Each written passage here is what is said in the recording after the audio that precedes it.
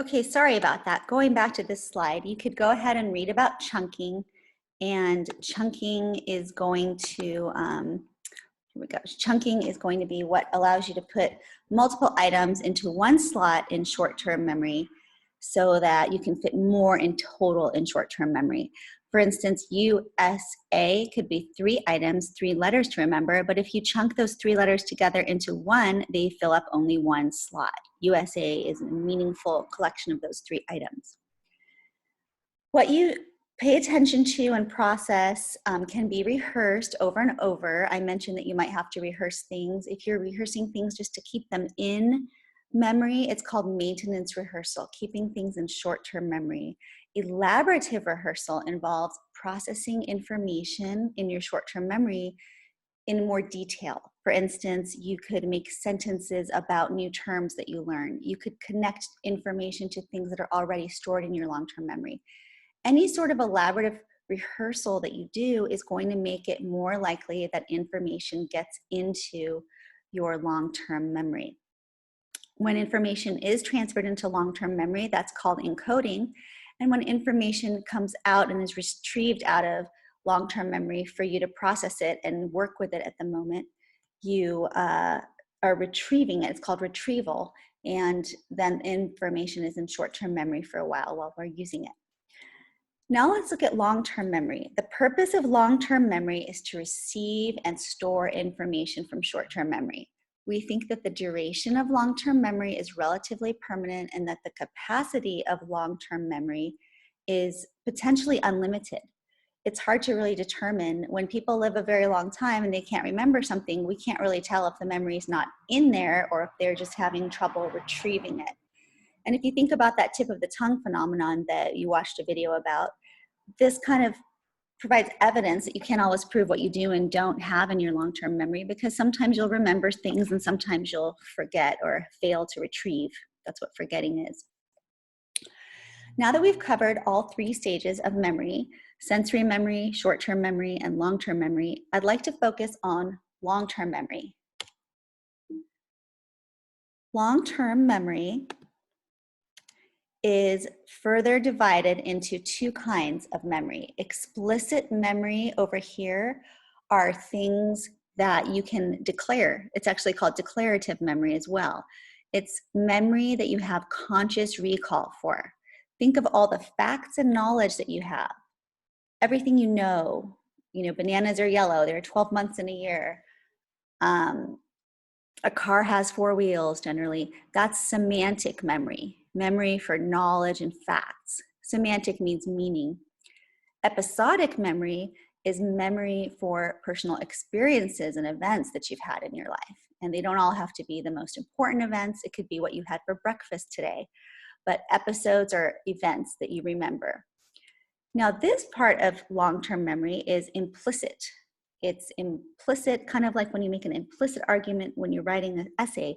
You don't state it outright. In fact, it's also called non-declarative. These are kinds of memories that you can't really explain. You don't even have to remember learning. They're memories that you have without conscious recall. For example, you know how to brush your teeth, how to drive a car, how to ride a bike, how to type on your computer. You don't have to think about these things or actually have conscious recall of each of these steps while you perform them. You just perform the procedures.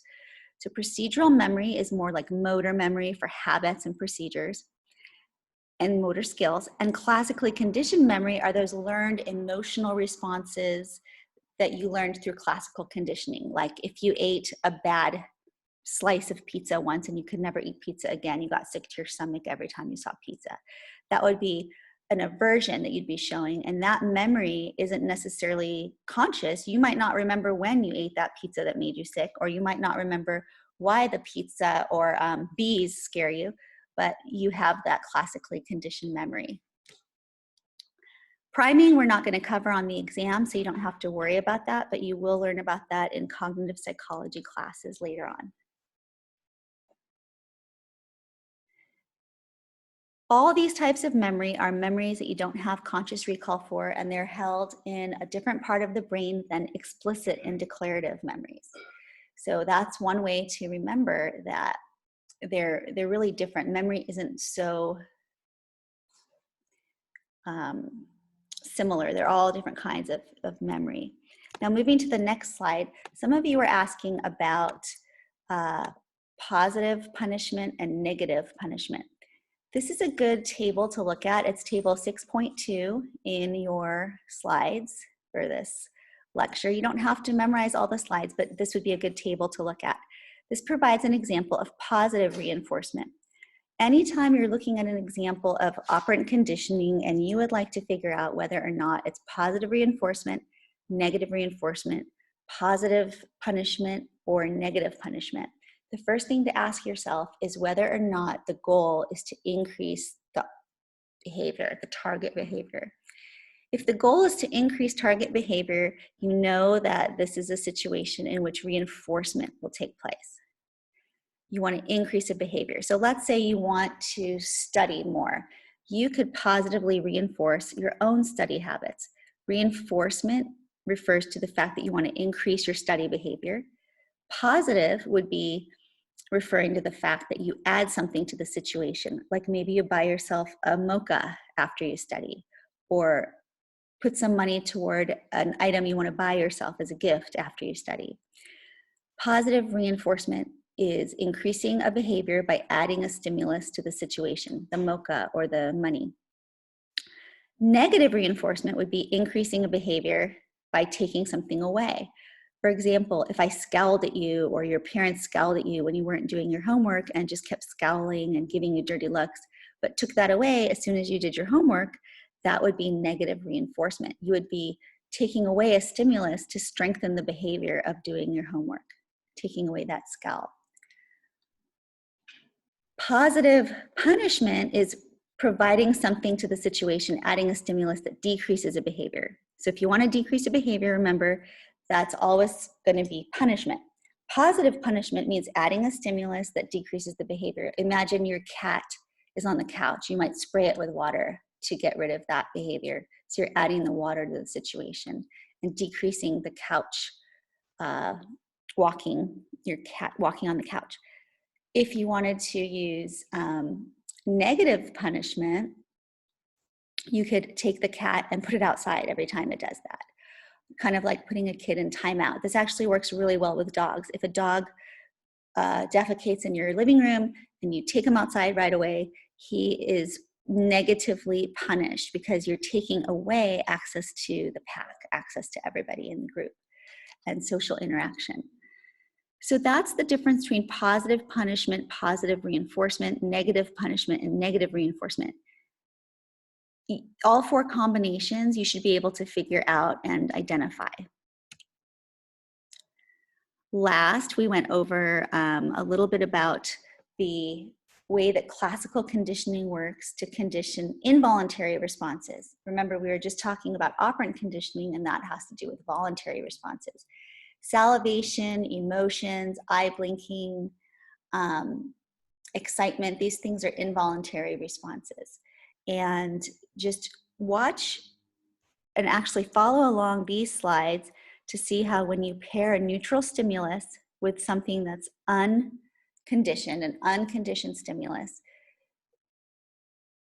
over and over again, the unconditioned stimulus isn't the only thing that will lead to that unconditioned response, but the neutral stimulus leads to that response. Now we call the neutral stimulus the conditioned stimulus, and the response is now called a conditioned response because the response is elicited by the conditioned stimulus. A good way to remember this is to think of the word conditioned as meaning learned and unconditioned as meaning natural, biological, unlearned. And an unlearned stimulus leads to an unlearned response, a biological response. But once you pair a neutral stimulus with the unconditioned stimulus over and over again, the learned stimulus leads to the learned response. Just like a cardboard box that is initially neutral could lead a person to salivate because it's been associated with pizza so many times.